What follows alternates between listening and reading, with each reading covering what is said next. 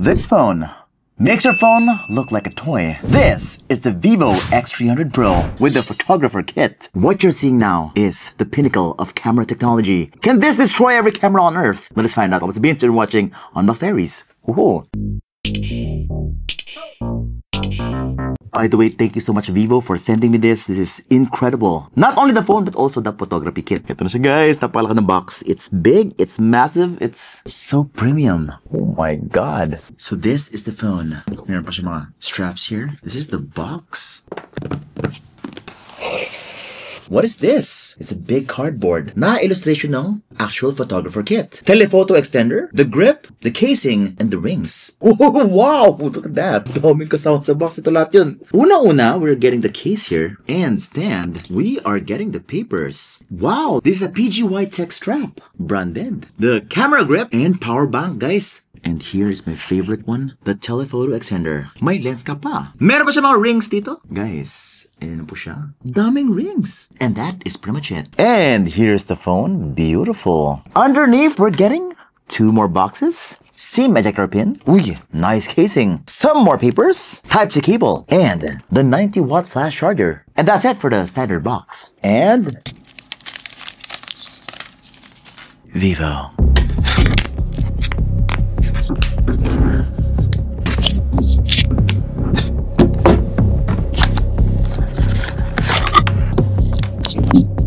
Vivo. Sheesh! This is the new thing. Tingnan nyo yun guys, na bagay sa suot ko. Tingnan mo naman yan. Wow. And this strap by PGY Tech is just so nice. Sobrang premium. And you get a lens na ganito kahaba lang. Instead of those bulky, big, long lenses ng mga DSLR or mirrorless cameras, you can do this, you can do that. After mag-shoot ng photo, upload it sa Instagram, wow. Or kung meron kang editor dito, naku guys, directly from the phone itself. No more transfer. And the phone itself looks so nice. Hindi po siya weird tingnan. Sobrang angas. Ito ba isang camera na may konting cellphone? Or cellphone na maraming camera? Whoever thought of the design is a genius. We are getting some really good optics and some really good accessories. At PGY Tech pa, which is very well known sa photography industry. Pero tanggalin ko na lahat to.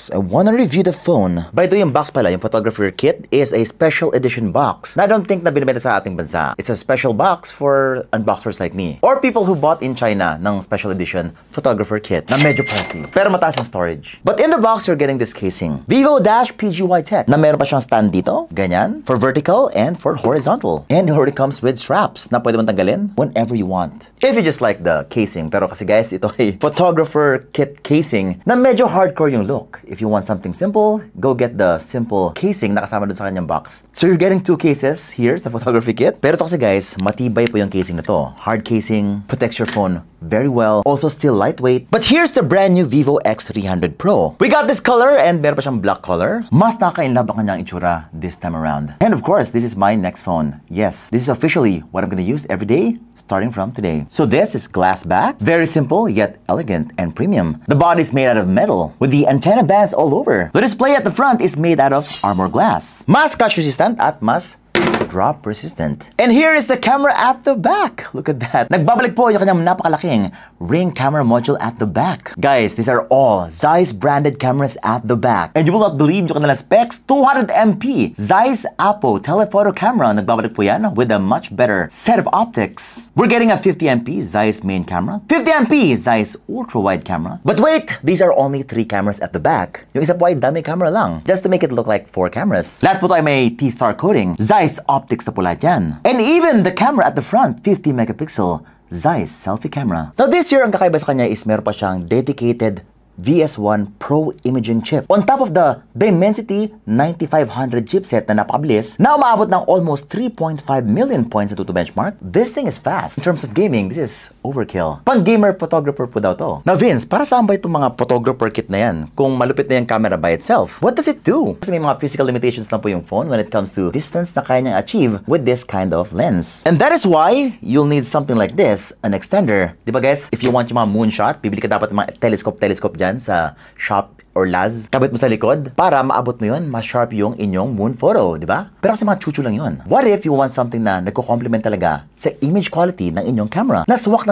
talaga para sa inyong very expensive Vivo phone. Now by itself, as a photography device, it's quite limited. Pag na-picture ka, ganyan, just like a usual smartphone, di ba? Kaya lang ang problema, sa mga professional kasi, if you want to shoot photos over and over again, medyo mangangalay ka. Wala siyang magandang grip, yung ergonomics is not there, and you still feel like it's a smartphone that you're using. And that is why ito ba yung itsura niya kapag ka nakabuo na siya? It now looks like a pro camera. Now, if you're a pro photographer, you would know that this is the actual setup that you'll need to get some professional results. Ito po ang isang pro camera setup na equivalent sa Vivo X300 Pro. You'll need a big mirrorless camera na may very long and big lens ng parang ganyan. Yes guys, kung gusto mo ng long range, mas mahaba at mas malaki ang kailangan mong lens. What if lahat po yan, andito na po, in a small package. Lightweight, compact, pocketable pa rin. Now by itself, ito lang po yung kanyang zoom range, 10 times zoom.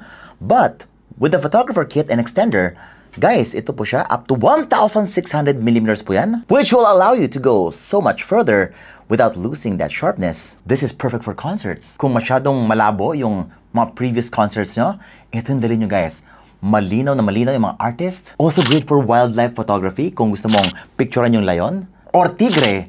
Naku guys, pwede na with this one and still very much sharp. Well built pa lahat. Look at that metal on the lens. Sobrang premium ng feel. Even the grip is very premium. By the way, the grip has a lot of uses. It's also a power bank. Ayun, meron siyang Type-C dyan. Connect mo lang sa ilalim ng phone and bam, it charges the phone as well. Also controls the camera app of the phone for the record, shutter, and even the zooming. And if you're not using the grip, gusto mo lang nakaabang lang siya lagi dyan, suot mo lang yung kanyang casing dito. And now, you have a casing with a stand just like that. Pero ito, ang pinanakato sa kanya is kapag ka sinesetup mo siya, oh, di ba? Para kang bumubuo ng baril. Para ASMR. Oh, love that click. Even the straps are legit. Nice click. Ang bilis ma-setup and just like that, you're on the go. Now, this thing is very versatile. Not only is it a very long-range camera, also compact, it allows you to conveniently post on your Instagram just like that immediately after you're done shooting. Cause, tadan! Syempre, smartphone din po siya. So now, let me show you the pictures of this phone. Now, the moment we opened the camera app, took some pictures, guys, sobrang na-impress kami sa kanyang itsura. Talagang pang pro ang kanyang datingan. We're getting professional looking colors. Very accurate. Hindi po siya yung parang smartphone look. Of course, we're also getting the Zeiss filters here. Ito ba yung Zeiss filter? If you want that very natural, almost flat-like color, syempre meron tayong Zeiss na timpla na filter dyan na pwede mo magamit if you need something na professional on the go. Pero Vince, if you're coming from the Vivo X200 Pro or iPhone 17 Pro Max, Samsung S25 Ultra, ano pinakaiba nito? Well, in fact, ito po siya guys. Napansin namin, itong phone na to ay leaps ahead in terms of the competition. Ito po si S25 Ultra and napansin namin na sobrang linaw po niya, especially in low light. And it's not even close. Ayan po siya, side by side. Pero kasi the best thing about this phone is yung kanyang mga portrait shots. Look at the photos here. Very pro talaga. Very studio-like ang dating ng mga skin tones. Background blur is also very natural. Oh, by the way, meron siya mga biotar dito. Yung mga background blur ni Zeiss, andito po sila. Also, napansin namin na sobrang consistent po ng mga photos niya. Sobrang bira na kami nagkaroon ng blurry photos. Like, minsanan lang talaga. Even kahit gumagalaw kami. Even sa low light. Dahil nga naka-OIS na po to, meron po siyang gimbal-like stabilization. Kahit 100 lang po yan, pasmado ka, okay pa rin. It's very stable. It helps you stabilize kahit isang kamay lang po. Okay, so far, parang halos the same na naman sa Vivo X200 Pro. Ano bago dyan, Vince? Well, ito pagpasok sa camera app, meron siyang 0.6x, 1x, 2x, 3.5x, at 10x po dito. Guys, tinan mo to from 0.6x, going to 1x, 2x.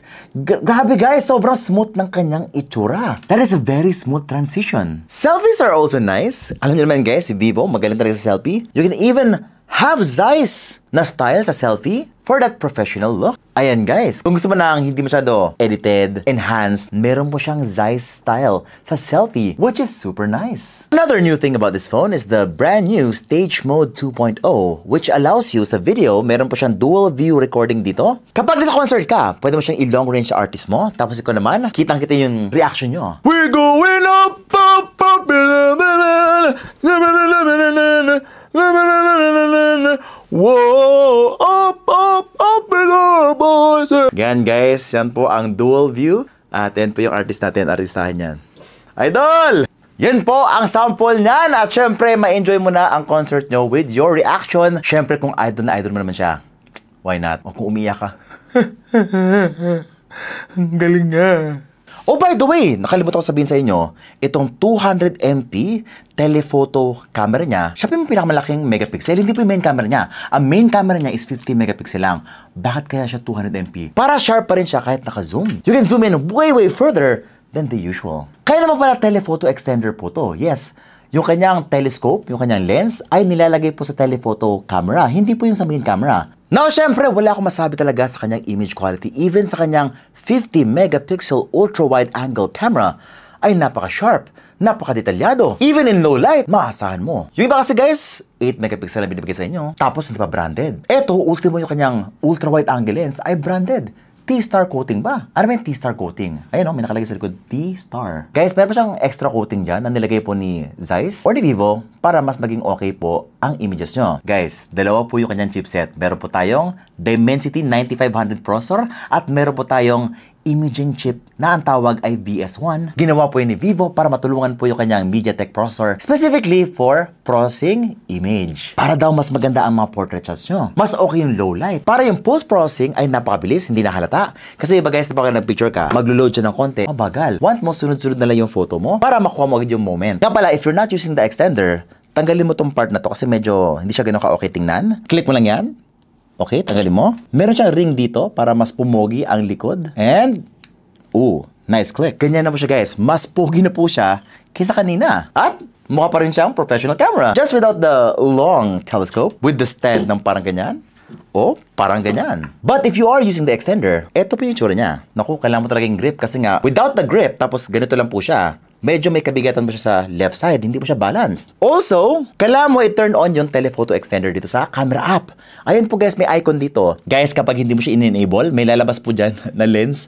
May malaking kanyong itim na lalabas sa screen nyo. Ganyan siya kalaki, kahaba, kataba. Nga pala, meron siyang lens cap dito para i-protect yung lens, para hindi malikbuan. Nice. By the way, this is sold separately daw pala. You can buy this kay Vivo. Pero yun lang, kapag nag-telephoto extender mode ka na, pinakamalapit ay 200mm, which is masyadong close. What if you want 135, 50mm, or even 1x? You have to remove this while you're in travel. Yun lang, medyo hassle. Pero yan po siya, pwede mo i-remove mismo to para ganyan po siya. Yung nga lang, medyo hassle po siya. Pag kailangan mo na siya ulit, lalagay mo siya ulit. Now, if you're only shooting 135mm, no, kung di naman gano'n kalayo, I highly suggest na ito na lang gamitin mo. Gamitin mo lang to kapag masyadong malayo yung inyong subject. Tsaka yun lang, sayang wala siyang macro mode dito sa telephoto extender. So tara, yung mga use talaga nito is long range shot, especially the moon. Kung madalas ka mag moon shot, guys, itong gamitin mo. Now, I found myself using this PGY Tech casing all the time para just in case na kailangan ko po agad yung extender. Easy to pull out, attach mo lang sa case, syempre with a grip, and you're all good. The grip is very useful kasi nga ito po ay giving you much more comfort when you're shooting photos. Without this, medyo ngalay po kayo mag-shoot dito. Especially kapag nakalagay yung lens yan. Kasi meron po siyang bigat na pag ganito. Nag-out of balance na po yung camera. Or yung phone. By the way, the grip actually has a thread sa ilalim para sa tripod. Yes, meron po siyang ganun. May Type-C port pa siya dito, just in case na gusto mong i-charge yung phone mo. Kasi nga, kinuha na po niya yung port ng cellphone mo. Meron po siyang exposure dial dito, just in case na kailangan mong i-adjust yung exposure dito sa viewfinder or sa display mo. And we even have a zoom rocker here at the top, which is okay lang. Di ganun kayo useful for me. Useful lang siya kapag meron ka mga micro zooms na kailangan gawin. Pero zooming using this takes a lot of time. Mas mabilis pa rin mag-zoom gamit yung screen. But I found the shutter button and record button very indispensable. It kinda lets you feel na talagang camera yung ginagamit mo, hindi smartphone. Mas natural, mas intuitive. Di ba? Hindi siya yung parang cellphone, pack. Cellphone, pack. At syempre guys, pwede mo rin siyang gamitin without this, pero meron pang PGY Tech na strap. Camera pa rin siya. And to complete the look, there you go. Ganyan-ganyan ka na lang. Di ba? Pag kailangan na long range, oh. Kailang beans. Kapag ginagamit mo na ba yan, parang awkward naman. Guys, pwede mo siya maging stand. Look at that. It's now a stand. Pwede rin po siyang pag ganyan. Pag ganyan. The grip allows you to stand your phone vertically and horizontally. Pretty nice. And if you don't need it anymore, you just need to, meron pong parang lever dito. Push mo lang yan, then pull mo yung grip, and yan na. Cellphone na lang. Na may sariling stand pa rin siya sa likod. Nice. AI features, ito po. Pagka-click mo yung edit, meron po siyang AI erase, AI UHD, AI storyboard. Madami siya dito mga AI features. Okay, so we're shooting at 4K 60 frames per second on the selfie camera. 50 megapixel, Zeiss enabled. Alright. This looks so nice. Medyo malapit lang masyado. Very, very close. Even at 0.8x na po to. Yes, 0.8x. Pero you can extend a little bit further. Ayan, mas marami ka na pwede makita. And ito na yung 1x. At pwede pang 2x. Ayan. But it's very natural. Guys, I've seen the Vivo V60. Very, ano na po yung mukha natin doon. Grabe beautification. But this one, still, very much pro. Now, syempre guys, sa video, ito po yung itsura niya. 4K 60 frames per second. By the way, meron po siyang gimbal-like stabilization by default na daw. Pero you can go ultra stabilization with EIS. Kaya lang magiging 2.8K na lang po siya, 60 frames per second. Hindi niya kaya mag 4K na may ultra steady. Pero it can go Dolby Vision. Yes, may Dolby Vision po siya. Yun nga lang, wala pong stabilization at 4K 60 FPS. By the way, this thing can go up to 4K 120 FPS shoot. Pero guys, hindi ba ito slow motion? You have to enable the slow motion mode dito sa slow-mo. Pinaka-slow-mo niya po is 1080p at 240 frames per second. At syempre, may pro mode din po siya. Pro mode dahil hindi promo. Ay, pero may promo po siya. Later, sabi ko sa inyo. Sir Vince, hindi lang po camera ang gagamitin ko dyan. Siyempre, gusto ko siya daily driver. How is it as a daily driver? Yung parang everyday usage mo. Kung gamer ka ba, mas okay ba ito for gaming? Well, ito na po. Now for gaming, this is exceptionally good. This is powered by Dimensity 9500. Processor. Lahat po ng settings available. Mapa HOK, Mobile Legends, Call of Duty, ultra settings na po yan lahat. Pero sa Genshin Impact, hanggang 60 FPS lang po siya. Pinaka-highest settings na, 60 frames per second. Kinakaya niya po, walang problema. Umaabot, halos lahat 60 FPS. Kasi lang po yung limitation ng Genshin Impact sa Play Store. Now, umiinit ba to? Well, guys, surprisingly, it's not as hot as the Snapdragon 8 Elite. It's kind of warm, but not as hot as the Qualcomm counterpart. And oh, by the way, one of the biggest upgrades sa phone na to is yung kanyang OS, guys. Once na nabili mo na to, meron na po siyang bagong Origin OS. It's not using the old FunTouch OS anymore. The Origin OS is a much more smoother experience. Better UI. Very bouncy, very responsive. Everything is snappy. Even the drawer is snappy. Tapos kahit yung sa homepage, pag swipe left mo, di ba? Yung information dyan, napaka-bilis at ang smooth ng datingan. Tapos yung kanyang control center or command center is parang kay iOS na to. It's actually very similar sa iOS, guys. Yung kanyang interface. Siguro gusto nila yung mga Apple users na mag-try nito. Malamang kasi nga ito, meron siyang Origin Island. Guys, so tinan mo to, meron siyang parang bilog dito sa taas, punch hole. Kapag ka nag-play ka ng music dito, tapos lipat ka na ibang app, ayun no, nag-change siya ng shape. Oh, di ba? Just like the dynamic island. Ginaya ni Apple. Baliktad. At syempre, marami pa siya mga features dito. And you can even access your apps dito sa Origin Island. You can drag and drop your stuff. Like for example, gumagawa ng email. Ginawa mo muna siya sa notes mo. I-select mo lahat ng mga text mo. I-hold mo lang yan. Tapos i-drag mo dito sa Origin Island na part. Lalabas po yung mga ibang apps dyan. Ilalagay ko na sa email. And there you go. Nabuo na po yung email natin. So fast. Or kung meron kang sinesearch sa Google, select mo lang yan dyan na text. Tapos ilagay mo sa ChatGPT. O diba? Ang daling i-transfer. Ang dali. Mag-work with this. That and so much more. Parang sobrang customizable ni Origin OS compared kay FunTouch OS. This is a fully featured device. And you can even connect this to your computer. Meron pa siyang Office Kit doon, application. Tapos guys, pwede mo siyang i-mirror itong phone na to doon sa PC nyo. You can even transfer files there easily, drag and drop easily. Even mirror your phone. Now, aside from that, syempre, the display is very beautiful naman din. You're gonna love it. It's flat display. AMOLED na po siya, LTPO, up to 4,500 nits. Matagal maubos ang battery, 6,500 mAh po to. With 90 watts fast charging and 40 watts wireless charging. Ang hindi ko na talaga nagustuhan sa phone na to is kapag ka nagpa-play ako ng games, masyado lang talaga malaki yung camera na bilog dito sa side niya. So kapag ka nagla-landscape ka na gaming ng parang ganyan, lagi siya matatamaan. Not unless meron kang cover ng parang ganito, which is, it kind of protects your glass dito sa camera module. But if you don't have it, if you just use it bare or with the usual na casing, lagi po siya madudumihan, magkakasmudge. You will always need to wipe that. But if you're not really a hardcore gamer, kung Subway Surfer ka na lang naman, zombie tsunami, parang laging vertical po yung inyong gameplay, then no problem. Now the question is this the ultimate camera phone? Gaming phone of the year? Siguro camera phone, but gaming, meron ba yun? Ang tanong ngayon, magkano ba to? Now, the Vivo X300 is a series. Meron po siyang Pro version at non-Pro version. Una muna si Vivo X300 na hindi Pro, 16 gigs of RAM, 512 gigs of internal storage, ay 66,999 pesos only. Now, itong nireview ko is Vivo X300 Pro, 16,512 ay 77,999 pesos. Still, much more affordable than Samsung's flagship or Apple's flagship. Pero Beans, kasama na ba to kapag binili mo siya for 77K? Well, no. In fact, it's sold separately. Pero sulit na yan. Now, kung gusto mo to, lahat po to, nasa 12,999 pesos po yung telephoto extender kit natin. Pero if you don't need the extender, meron naman po siyang casing na PGY Tech, the grip, and even the strap ni PGY Tech for as low as 7,999 pesos. The pre-order period will run from November 26 to December 5. Abang-abang na para makuha mo na siya agad before it runs out. In fact, last year, si Vivo X200 Pro was so limited, ang daming bumili, sold out po siya agad. By the way, baka meron tayong link dyan sa baba. Check yun na lang. Baka mura siya ngayon. Not really sure. But what I'm sure is, ito na po yung aking daily driver. My main phone. I really like Vivo. Its image quality, its performance, and now the OS is great. Plus, we're getting more accessories. This is a nice buy. Thank you so much, Vivo. By the way, guys, binili ko pa to from Vivo. Natuwa po ako nung kinover ko siya sa China, sa Shanghai. Binigyan nila kami ng testing unit, pero binalik din namin yon. So, nabudol ako. So, bumili ako ngayon. And now, testing it for my own, I'm really impressed. And I'm excited to bring it with me sa mga future travels ko and show you guys the pictures I took with it. So, yun, i-follow mo na lang sa mga social media ko. I'll be posting there. Or mag-subscribe pa sa akin. Baka nito yung gusto mo. Baka gusto mo, Huawei, Samsung, Apple. Tingnan natin. Mag-subscribe ka lang. Hit the bell icon so that you don't miss any of my great content. Ako si Benz and you're watching Unbox Diaries. Woohoo! Dun, dun, dun, dun, dun, dun, dun, dun, dun.